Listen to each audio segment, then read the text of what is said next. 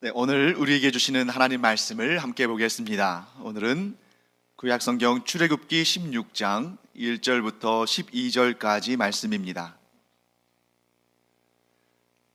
출애굽기 16장 1절로부터 12절까지의 말씀, 제가 읽도록 하겠습니다. 이스라엘 자손의 온 회중이 엘림에서 떠나 엘림과 시내산 사이에 있는 신광야에 이르니 애굽에서 나온 후 둘째 달 15일이라.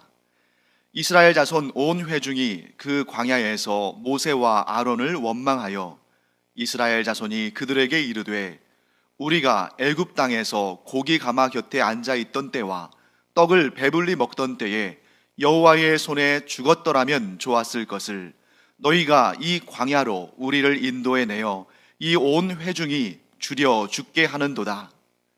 그때에 여호와께서 모세에게 이르시되, 보라, 내가 너희를 위하여 하늘에서 양식을 비같이 내리리니 백성이 나가서 일용할 것을 날마다 거둘 것이라. 이같이 하여 그들이 내 율법을 준행하나 아니하나 내가 시험하리라. 여섯째 날에는 그들이 그 거둔 것을 준비할지니 날마다 거두던 것에 갑절이 되리라. 모세와 아론이 온 이스라엘 자손에게 이르되, 저녁이 되면 너희가 여호와께서 너희를 애굽 땅에서 인도하여 내셨음을 알 것이요, 아침에는 너희가 여호와의 영광을 보리니 이는 여호와께서 너희가 자기를 향하여 원망함을 들으셨음이라. 우리가 누구이기에 너희가 우리에게 대하여 원망하느냐? 모세가 또 이르되, 여호와께서 저녁에는 너희에게 고기를 주어 먹이시고 아침에는 떡으로 배불리시리니 이는 여호와께서 자기를 향하여 너희가 원망하는 그 말을 들으셨음이라. 우리가 누구냐? 너희의 원망은 우리를 향하여 함이 아니요 여호와를 향하여 함이로다. 모세가 또 아론에게 이르되, 이스라엘 자손의 온 회중에게 말하기를 여호와께 가까이 나아오라. 여호와께서 너희의 원망함을 들으셨느니라 하라. 아론이 이스라엘 자손의 온 회중에게 말하매 그들이 광야를 바라보니 여호와의 영광이 구름 속에 나타나더라. 여호와께서 모세에게 말씀하여 이르시되, 내가 이스라엘 자손의 원망함을 들었노라. 그들에게 말하여 이르기를, 너희가 해질 때에는 고기를 먹고 아침에는 떡으로 배부르리니 내가 여호와 너희의 하나님인 줄 알리라 하라 하시니라. 아멘. 네, 오늘 이 본문은 이스라엘의 역사를 잘 알지 못하면 이게 무슨 말씀인가 하고 우리가 좀 의아할 수 있습니다. 시기적으로 보면 이때의 역사는 지금으로부터 약 3,500년 전 역사입니다. 굉장히 오래된 역사죠. 그때 어떤 일이 있었습니까? 그 당시에 이 이스라엘이라는 민족, 오늘날도 이스라엘 민족이 있죠. 그리고 혈통적으로는 유대 민족이라고도 합니다. 그 유대 민족이 이 아프리카의 이집트, 오늘 성경에는 애굽이라고 되어 있는데 성경의 애굽이란 나라는 오늘날 우리가 부르는 지명으로는 이집트입니다. 이집트에서 무려 400년이 넘도록 노예 생활을 하고 있었습니다. 그들이 그 노예 생활이 너무 힘들고 괴로워서 하나님께 부르짖었죠. 하나님께서 그들의 부르짖음을 들으시고 그들을 구원해 내셨습니다. 애굽을 떠나서 자유를 얻게 하신 것이죠. 그뿐만 아닙니다. 하나님께서는 그들에게 그 애굽을 떠나는 그때로부터 또 수백 년 전에 그들의 조상인 아브라함에게 약속하셨던 그 젖과 꿀이 흐르는 땅, 비옥하고 농사도 잘 되고 또 목축도 잘 되는 그 땅을 아브라함에게 주시고 너의 후손들에게 내가 이 땅을 주리라 하고 약속하셨는데, 그 약속의 땅으로 이스라엘 백성들을 하나님께서 인도해 가시는 것입니다. 그 과정에서 하나님께서 지금 이 모세와, 오늘 본문에 나오는 모세와 아론을 지도자로 세우시고 그들이 이스라엘 백성들을 인도해 갈 수 있도록, 물론 하나님께서 맨 앞장서서 가시고 그 뒤를 모세와 아론이 그리고 이스라엘 백성들이 따라서 그 약속의 땅, 그 복된 땅으로 들어가도록 인도하신 것입니다. 자, 몇 명이나 갔을 것 같아요? 성경의 기록에 따르면 장정, 곧 20세부터 60세까지의 남성만 60만 정도 됐다고 했으니까 아무리 적게 잡아도 200만은 넘었을 겁니다. 그것도 굉장히 적게 잡은 거예요. 오늘날 우리 기준으로. 그런데 여러분 잘 아시죠? 이 이스라엘 사람들의 조상 중 한 명이었던 야곱은 아들만 12명을 낳았습니다. 그러니까 지금 이 시대에 비해서 굉장히 자식을 많이 낳았죠. 물론 지금처럼 의학이나 과학이 기술이 발전하기 이전의 시대이기 때문에 많이 죽기도 했겠지만 일단 많이 낳았습니다. 그러니까 아마도 제 생각에는 최소한 300만 명 이상의 사람들이 지금 그 길을 걸어가면서, 그 광야를 걸어가면서 지금 일어나는 일을 성경은 우리에게 설명하고 있습니다. 여러분, 우리가 2002년도 이제 월드컵 하지 않았습니까? 물론 이제 아직 뭐 청소년들이나 어린아이들은 그때를 알지 못하겠습니다만, 그때 TV에서 우리가 뭐 광화문이랄지 이런 곳에 단체로 모여서 응원하는 그런 모습들을 봤죠. 대략 그곳에 모인 사람들이, 그 카메라 앵글에 잡힌 사람들이 많으면 한 3만에서 뭐 5만 뭐 이 정도 됐다고 봤을 때 그보다 수십 배, 어쩌면 수백 배의 사람들이 그 넓은 광야를 걸어가는 그 장면을 한번 상상해 보십시오. 얼마나 대단합니까? 아마 세계 인류 역사상 그렇게 많은 인원이 그렇게 오랜 기간 동안 그렇게 한 길을 걸어간 일은 아마 유례를 찾아볼 수 없을 겁니다. 자, 그런데 여러분 한번 생각해 보세요. 그들이 걸어간 길은 광야입니다. 광야는 어떤 곳이냐면 사막까지는 아니지만 거의 사막과 비슷할 정도로 메마른 땅. 그러나 사막과 차이가 있다면 조그만한 잡목들이 있고 곳곳에 오아시스가 있어서 물을 얻을 수 있는 그런 곳이 바로 이 광야죠. 그 광야의 거친 땅을, 메마른 땅을 이들이 걸어가는데 낮에는 얼마나 덥겠습니까? 왜냐하면 그늘 지어줄 만한 나무가 없으니까. 있어봤자 사람의 무릎이나 허리 정도 닿을 잡목들 뿐이니까. 거기에다가 밤에는 또 얼마나 추울까요? 여러분 가끔 가다가 보면 인도나 아프리카에서 사람들이 추워서 얼어 죽었다는 얘기가 가끔씩 뭐 토픽에 나와요. 근데 왜 그러냐면 그 더운 나라에서 어떻게 사람들이 추워서 죽을까, 얼어 죽을까 싶은데, 그런 광야일수록 일교차가 너무 크기 때문에 낮에는 그렇게 덥다가 40도 가까이 올라가다가 밤에는 0도, 어떨 때는 영하로 떨어질 때가 있으니까 그런 일교차 때문에 죽는 경우들이 발생합니다. 그러니 이 광야의 생활이 얼마나 힘들었을까 하는 걸 우리가 알게 되죠. 그러나 하나님께서 어떻게 하셨냐면 낮에는 구름 기둥으로, 밤에는 불 기둥으로. 어떻게 하신 거냐면 큰 거대한 구름을 일으키셔서 이게 기둥처럼 그들의 앞에서 인도해 나가는데, 자, 아마 우리가 머릿속으로 한번 상상해 볼까요? 그 거대한 구름이 거대한 그늘을 만들어내면 그 그늘을 따라서 이 수십만, 수백만 되는 사람들이 이동하는 것입니다. 그러다가 밤에 기온이 뚝 떨어져서 추울 때는 그 구름 가운데에 불을 두셔서, 마치 우리 캠프파이어 같은 걸 하면 이렇게 불을 가운데 놓고 사람들이 옹기종기 모여 있는 것처럼 그 구름 기둥 안에 불을 두셔서 그 불 기둥 주변으로 장막, 즉 천막을 치고 사람들이 그 밤을 따뜻하게 지내는 것입니다. 상상할 수도 없는 일이죠. 하나님의 놀라운 기적이 그 출애굽 광야의 여행 기간 동안에, 순례 기간 동안에 일어난 것입니다. 그래서 우리가 시편을 보면 이런 내용이 나오잖아요. 낮의 해와 밤의 달이 너를 상치 못하게, 즉 상하지 못하게 하나님께서 지켜주신다.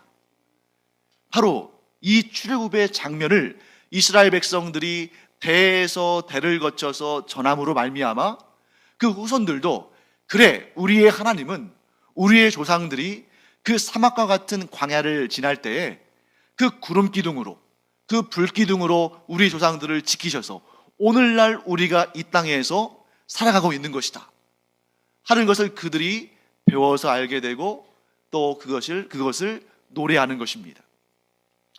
자, 그런데 문제가 생겼습니다. 어떤 문제가 생겼냐면 정말 하루하루 하나님의 인도하심을 받고 하루하루 하나님의 은혜로 살아가던 그들이 갑자기 원망하고 불평하기 시작한 것입니다. 자, 왜 이들은 그런 기적적인 역사를 경험하면서도 왜 원망하고 불평했을까? 왜 하나님을 향해서 원망과 불평의 소리를 내뱉었을까? 오늘 본문의 1절 말씀에서 우리가 그 단서를 찾아볼 수 있습니다. 1절 말씀에 뭐라고 되어 있냐면 이스라엘 백성들이 지금 광야를 걸어가고 있는데 지금의 이 시점이 애굽에서 나온 후 둘째 달 15일이라고 정확하게 그 날짜를 밝히고 있습니다.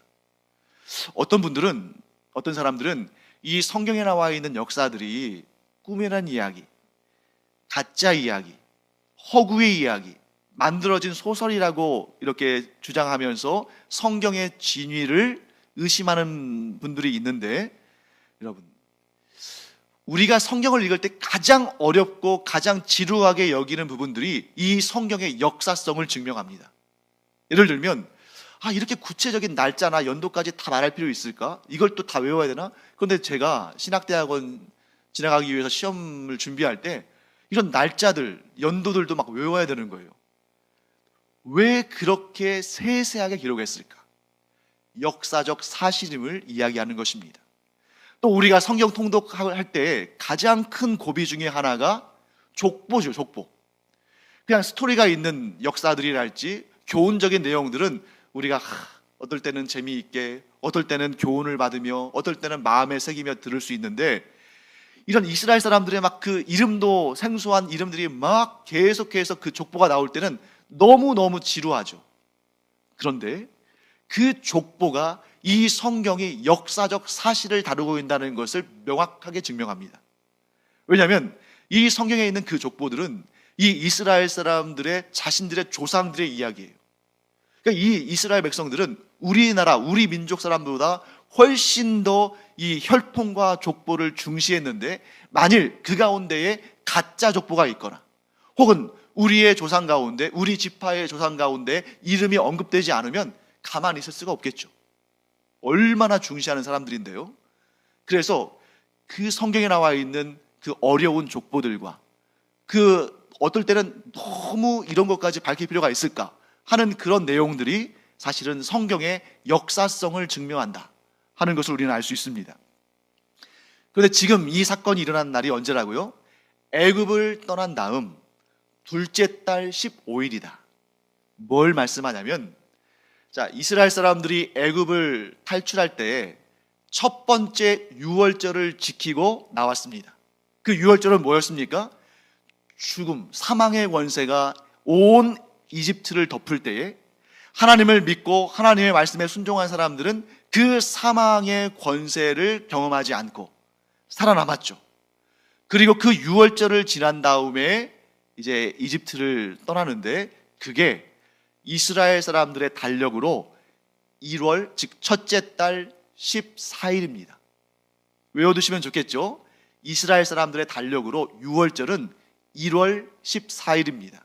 그리고 오늘 우리가 읽은 이 본문의 사건은 2월 15일의 일입니다. 그러면 애굽, 곧 이집트로부터 탈출하여 나온 이후에 얼마의 시간이 걸렸습니까? 얼마의 시간이 지금 지났죠? 한 달. 한 달이 지난 거예요. 왜 이 한 달이 중요한가? 자, 이 사람들이 이집트를 탈출하면서 급하게 나왔습니다. 급하게 나오다 보니까 꼭 필요한 것들만 이렇게 가지고 나왔겠죠. 식량을 준비해서 나오긴 했지만 대략 한 달쯤 지나니까 식량이 떨어지기 시작한 것입니다. 사람들에게 있어서 가장 큰 두려움은 무엇으로부터 임합니까? 생명을 잃을까 봐. 특히 먹을 것이 떨어졌을 때 가장 근본적인 두려움을 느끼죠. 사실 의식주가 인간의 가장 기본 아닙니까? 근데 옷은 이 사막 지나가면서 속에 입는 옷, 그리고 이들은 겉옷을 하나 걸쳤는데 그 겉옷이 이불로도 쓰임받고 또 밥 먹을 때는 또 이렇게 밑에 깔아놓는 용도로도 쓰고 아주 다양하게 쓰였죠. 사실 이 사막 같은 광야를 지나가면서 누가 무슨 패션쇼를 하는 것도 아니고 옷은 뭐 얼마나 별로 중요한 것이 아니죠. 그러니까 의인은 별 문제가 안 됩니다. 주택. 지금 광야를 걸어가면서 하나님께서 약속하신 그 복된 땅으로 들어간다는 소망을 가지고 걷고 있습니다. 하루라도 빨리 가야 되는데 거기다 무슨 집을 짓고 안락한 삶을 꿈꾸겠습니까? 그저 밤에 하나님께서 구름 기둥 가운데 불을 두시고 천막을 치고 따뜻하게 지내면 그거면 됐죠. 하지만 먹는 것은 다릅니다. 먹지 않으면 죽잖아요. 먹지 않으면 어떤 일도 할 수 없습니다. 하나님께서 약속하신 그 축복의 땅으로 들어가기 전에 다 죽어버릴 것입니다. 그러니까 이들이 본능적으로 생존에 대한 위협을 느꼈고, 또 한 달쯤 지나니까 이 광야에서 고기도 먹지 못했고 신선한 채소나 과일도 먹지 못하니까 이제 그런 것들이 그리운 것이죠. 그래서 그들은 어떻게 했습니까? 원망하기 시작한 것입니다. 지난 한 달 동안에는 정말 정신없이 지냈죠. 애굽을 떠나자마자 갑자기 뒤에서 애굽 군대가 추격해 와서 자기들이 거의 죽을 뻔한 그런 상황을 경험하기도 했고, 그때 하나님께서 바다를 가르시고 바닷길을 내셔서 그 길을 통해서 그들이 애굽 군대의 공격으로부터 피할 수 있었고, 이런 여러 가지 일들이 정말 정신없이 펼쳐지던 이 한 달이 지나고 나니까, 그래서 이제 더 이상 애굽으로부터 어떠한 영향력도 받지 않을 수 있는 그 정도의 거리로 오다 보니까 이제 서서히 자신들이 처한 상황들이 하나씩 하나씩 눈에 들어오기 시작한 겁니다. 그때 제일 먼저 느낀 게 뭐였어요? 먹을 것이 없다. 이스라엘 백성에게 두 번째 위기가 찾아왔습니다. 첫 번째 위기는 뭐였습니까? 그들이 애굽을 탈출하자마자 애굽 군대가 그들을 뒤쫓아서 그들을 죽이려고 했을 때, 그때가 첫 번째 위기였고, 지금 두 번째 위기, 식량이 떨어지고 이 광야에서 먹을 것을 구할 수도 없는 상황 가운데에 그들이 생존의 위기를 느낀 것, 이게 두 번째 위기입니다. 그런데 첫 번째 위기 때에 하나님의 구원을 경험하지 않았습니까? 그래서 믿지 않는 사람들도, 그리스도인들이 아닌 사람들도 너무나 잘 알고 있는 것 있죠. 모세가 지팡이를 들자 바다가 쩍 갈라지고 그 사이에 길이 나와서 이스라엘 백성들이 그 길로 건너가고, 그들의 뒤를 쫓던 이 이집트의 군대 위로 그 갈라졌던 바다가 다시 합쳐지면서 그들이 다시는 이스라엘 백성들을 추격하지 못한 그 놀라운 구원의 역사를 경험했습니다. 그러면 기본적으로 사람은 학습 효과라는 것이 있는데, 얼마 전에, 불과 한 달 전에 그렇게 하나님께서 놀라우신 기적으로 그들을 위기로부터 건져내 주신 그 놀라운 역사를 경험했다면, 그래, 이번에도 이 식량이 없어서 위기에 처한 우리를 하나님께서 도와주실 거야, 구원해 주실 거야 하는 그런 믿음으로 반응해야 할 것 같은데, 이스라엘 백성들은 믿음으로 반응하지 아니하고 어떻게 반응했습니까? 원망하고 불평했습니다. 사실은 모세와 아론을 향해서 원망하고 불평했지만 하나님은 그 속마음을 아신 거예요. 모세와 아론을 향해서 원망하고 불평하는 것이 아니라 사실은 누구를 향해서? 하나님을 향해서 원망하고 불평한 것입니다. 그래서 그들이 뭐라고 말합니까? 이렇게 말하죠. 우리가 차라리 애굽에서, 즉 우리가 차라리 그 이집트 땅에서 여호와 하나님의 손에 죽었더라면 더 좋았을 것을. 그러면 이런 고통과 이런 두려움은 경험하지 않지 않았을까? 그런데 사실 이 말은 그들이 진정 바라고 원하는 일이 아니었습니다. 자, 이스라엘 백성들이 정말 애굽, 곧 이집트로 돌아가기를 원할까요? 그렇지 않습니다. 그 땅에서 얼마나 고통을 당하고 얼마나 괴로웠든지 그들이 너무 고통스러워서 울부짖을 때에 하나님께서 그들의 울부짖음을 들으시고 그들을 구원해 주신 거 아닙니까? 그런데 다시 그 노예의 삶으로, 그 고통스러운 삶으로 돌아가고 싶을까요? 그렇지 않죠. 이스라엘 사람들 이집트로 돌아가고 싶지 않습니다. 또한 그들이 정말 죽기를 원했을까요? 여호와의 손에 죽기를 원했겠습니까? 아닙니다.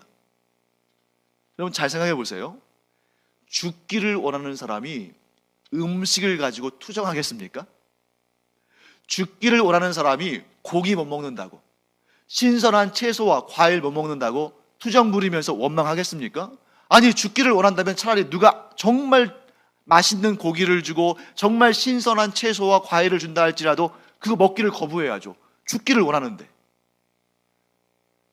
사실 이들의 마음은 뭐냐면 지금보다 더 나아졌으면 좋겠다.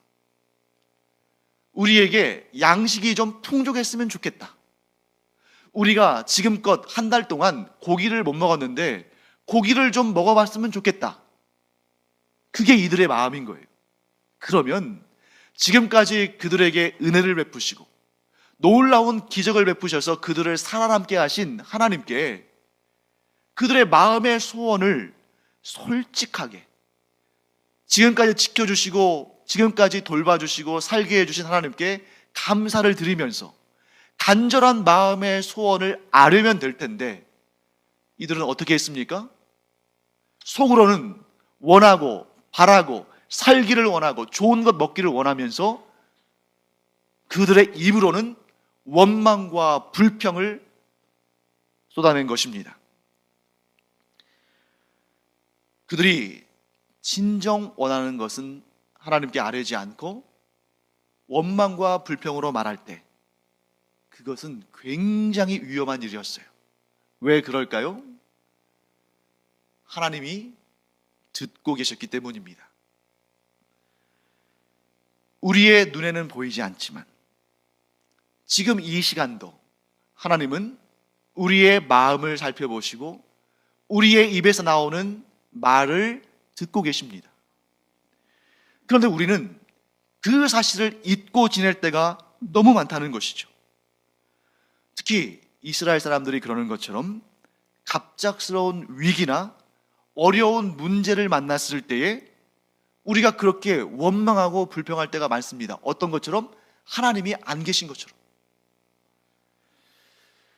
여러분, 우리는 이스라엘 백성들의 이런 모습들, 원망하고 불평하는 모습들을 보면서 그 사람들 왜 그렇게 살았을까?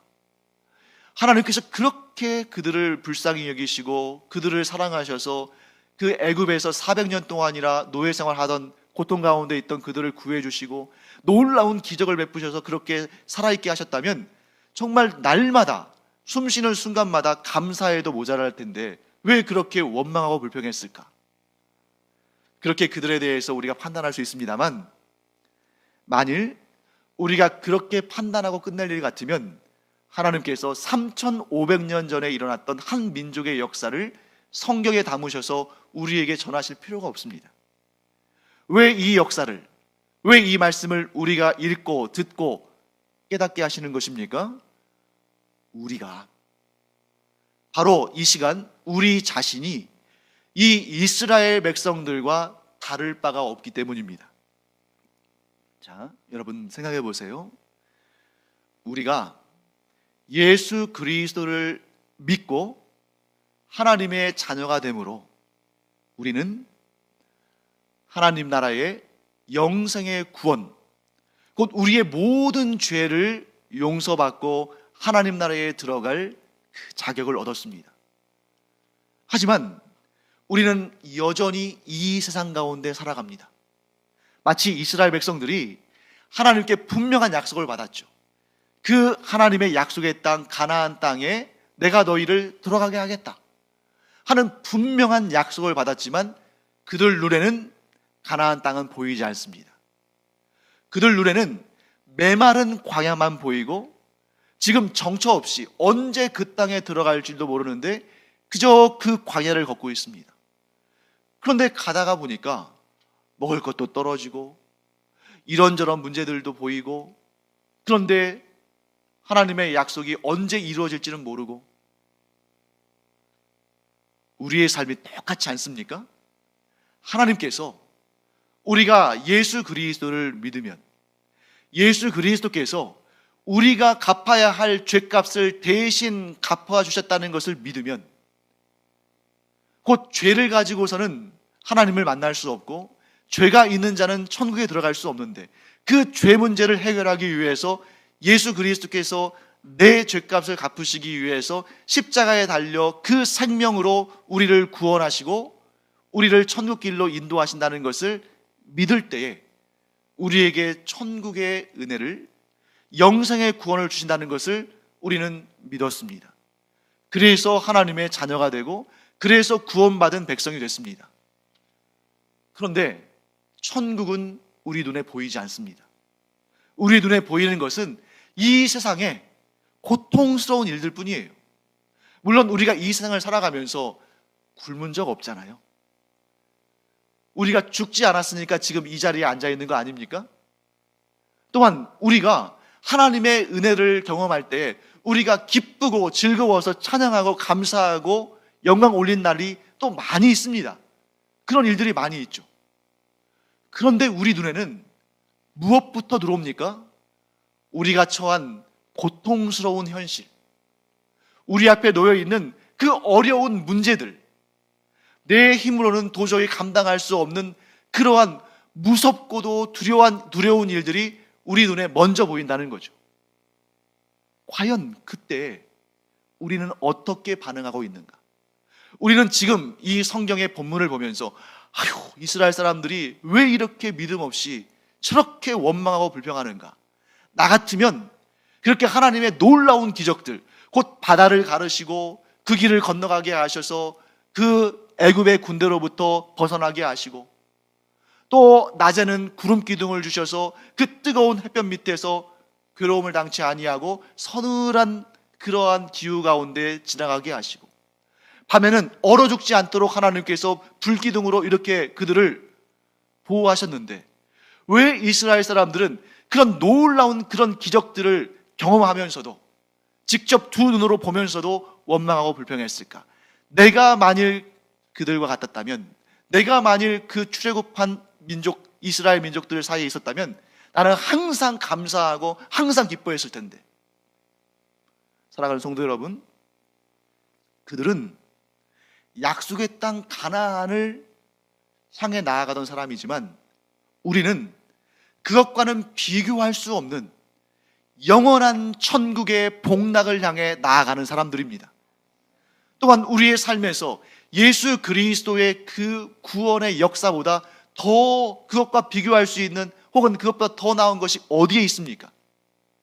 그 놀라운 은혜, 영원한 생명 구원의 은혜를 우리가 약속받고 그 천국을 향한 길을 걸어가고 있는데, 그런데 정말 우리 입에서는 그 은혜가 너무 감사해서, 그 복이 너무 위대해서 정말 살아있는 모든 순간순간마다 감사하고 기뻐하고 하나님께 영광 올려드리며 살고 있습니까?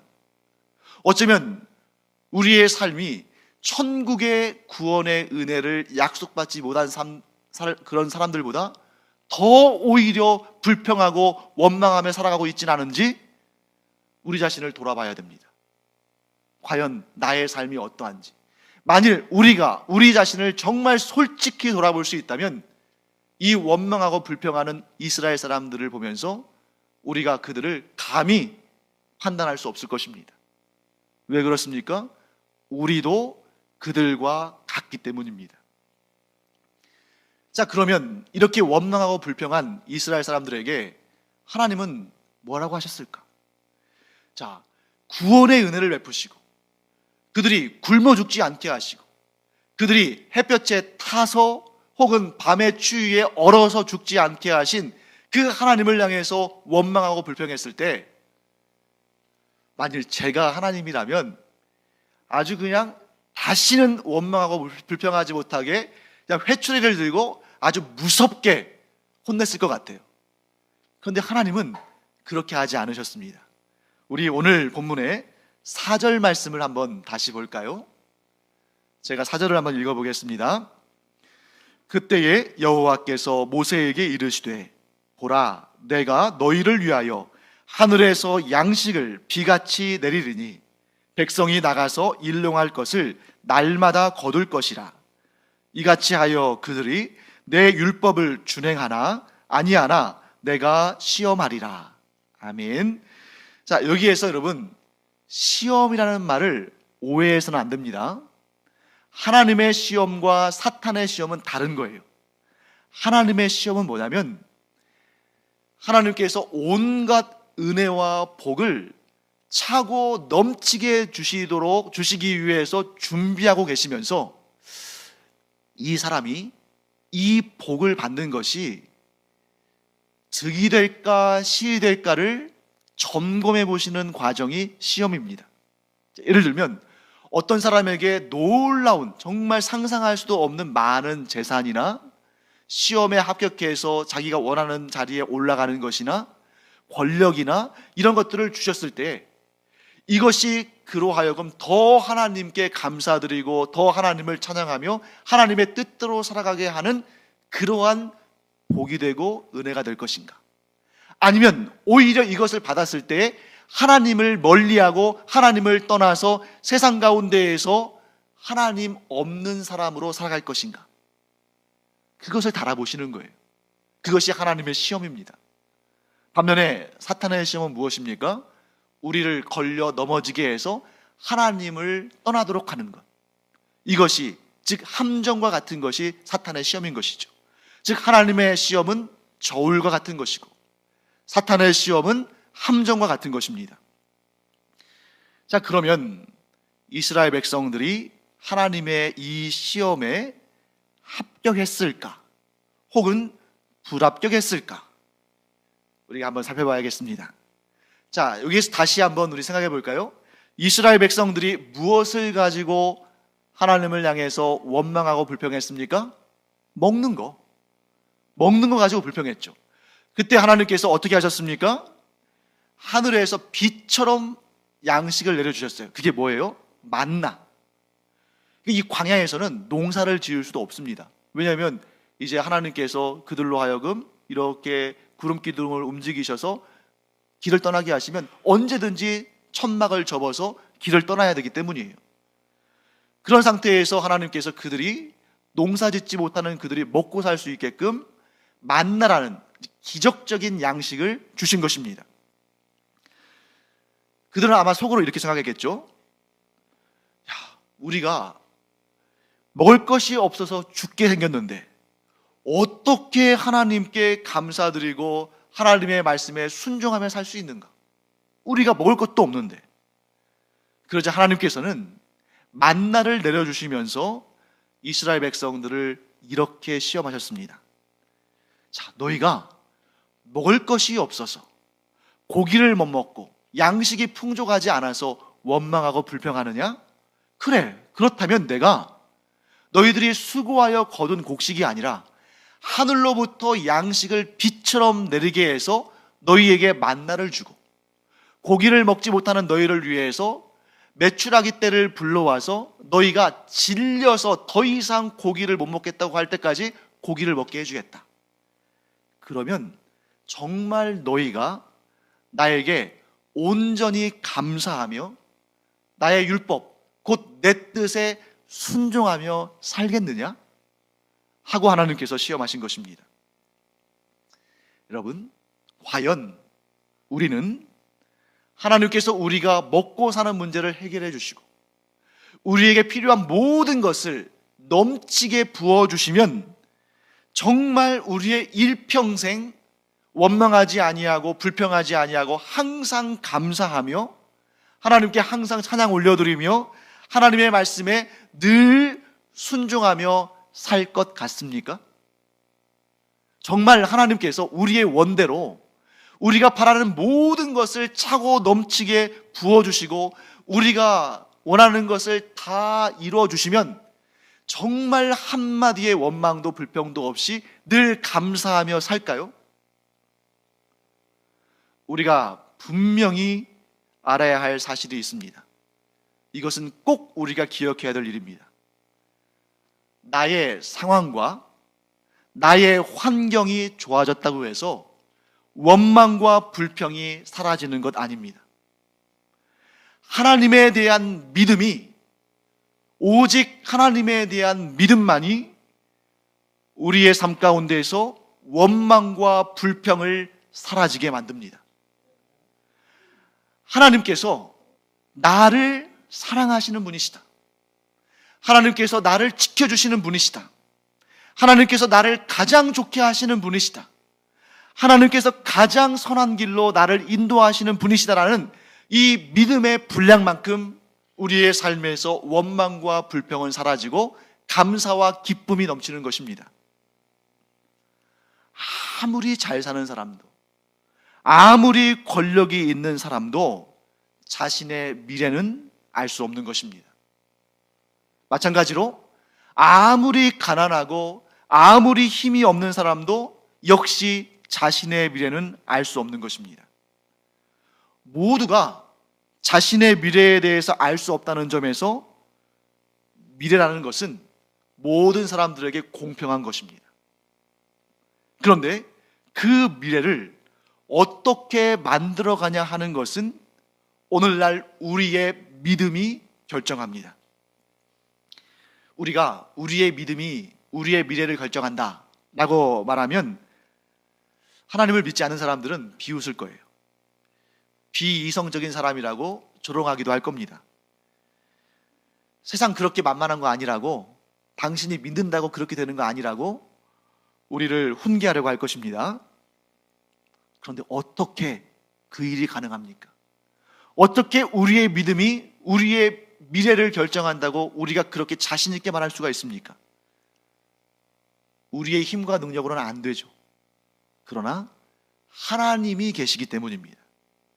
여러분, 이 세상은 이성과 논리로만 이루어지는 것이 아닙니다. 물론 이성과 논리가 우리가 사는 삶에 굉장히 많은 부분을 감당하고 있습니다. 하지만 결정적인 순간에는 어떠한 이성도 어떠한 논리도 작용하지 않는 때가 있습니다. 그 순간 무엇이 우리의 인생길을 좌우합니까? 믿음입니다. 어떤 믿음입니까?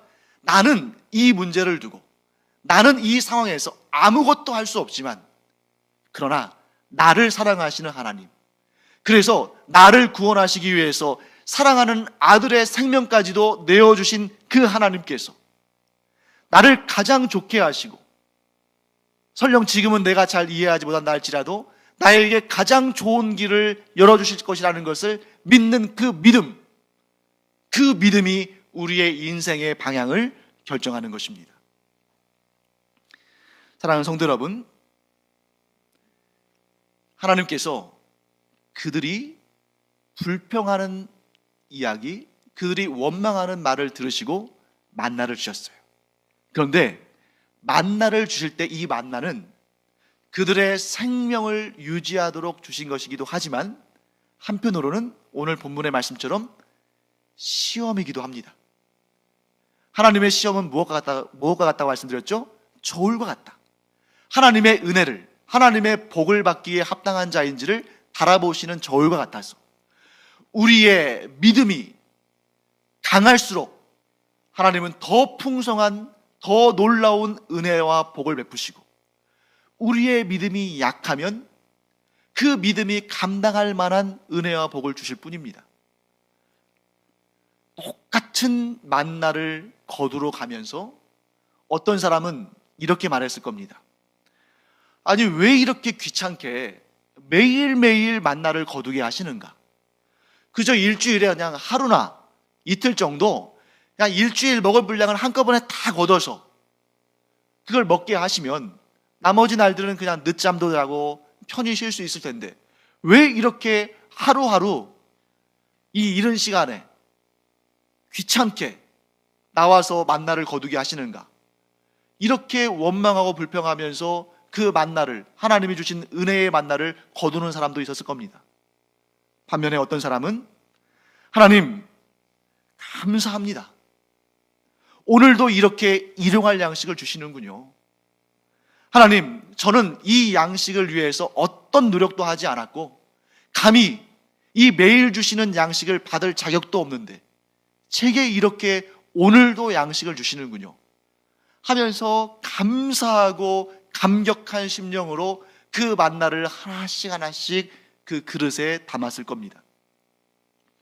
사랑하는 성도 여러분, 여러분은 어느 쪽에 속하는 사람입니까? 하나님은 오늘도 우리에게 영혼의 만나와 육체의 만나를 넘치도록 부어주십니다. 하나님은 오늘도 우리에게 은혜를 주시고 오늘도 우리가 호흡할 수 있게 하시기 때문에 오늘도 살아갑니다.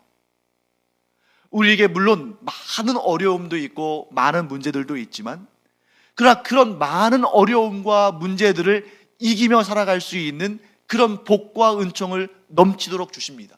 그래서 오늘 우리가 이 자리에 있는 것입니다. 그러면 우리의 입에서 무엇이 나와야 할까요? 하나님의 은혜를 받으면서도 원망과 불평으로 우리의 미래를 깎아먹으며 살 것인지, 아니면 감사와 기쁨으로 우리의 미래를 더 풍성하게 만들 것인지, 이것이 곧 오늘 우리가 선택할 일입니다. 저는 여러분에게 강제할 수 없습니다. 강요할 수 없습니다. 제가 아무리 여러분에게 감사하라, 기뻐하라 강조한다 한들 여러분들에게 매일같이 제가 전화 걸어서 감사하고 있습니까?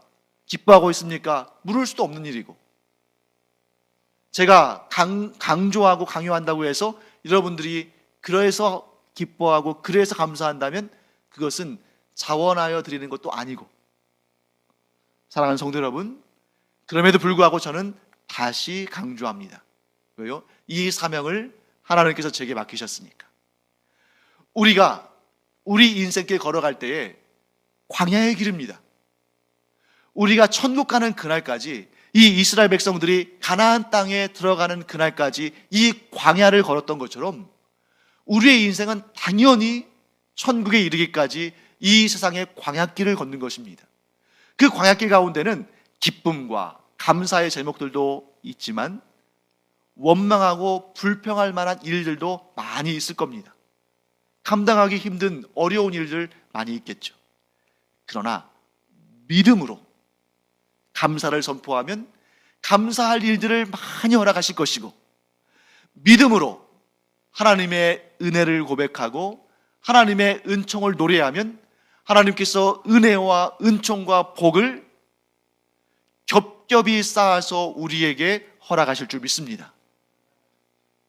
우리가 이 진리를 늘 기억하며 원망과 불평이 마음속에서 스멀스멀 기어 올라오려고 할 때 믿음의 능력으로, 성령의 도우심으로 그 죄성의 마음을 누르고 일부러라도 감사의 고백을 외침으로 말미암아 하나님 앞에 이 사람은 내가 무엇을 주어도 감사할 사람이구나 하는 것을 하나님께서 아심으로 우리에게 넘치는 은혜와 복을 하나님께서 주시는 그런 삶을 우리가 경험하게 되기를 간절히 축원합니다. 기도하겠습니다. 하나님, 이 시간 저희가 이스라엘 백성들의 역사를 보면서 우리 자신을 돌아보게 됩니다. 정말 저희도 원망하고 불평했던 이스라엘 사람들처럼 하나님께서 저희를 살려주시고, 하나님께서 저희에게 호흡할 수 있게 하시고, 하나님께서 저희에게 양식을 주시고 생명을 주셔서 이렇게 살아가고 있으며, 또한 우리가 이 세상을 살아간 이후에는 하나님께서 예비하신 놀라운 천국에서의 영생의 삶이 있음을 믿음에도 불구하고 때때로 원망하고 불평하며 우리의 미래를 갉아먹으며 살았던 일들이 많이 있습니다. 하나님, 이제 저희들 마음을 확정하게 하여 주시옵소서. 저희들 믿음을 더 굳건히 붙잡게 하여 주시옵소서. 하나님은 우리를 가장 좋게 하시는 분이시요 가장 선한 길로 인도하시는 분이심을 믿는 믿음으로 말미암아 우리의 마음 안에서 감사와 기쁨이 샘솟게 하여 주시옵소서. 감사드리며 예수님의 이름으로 축복하며 기도합니다. 아멘.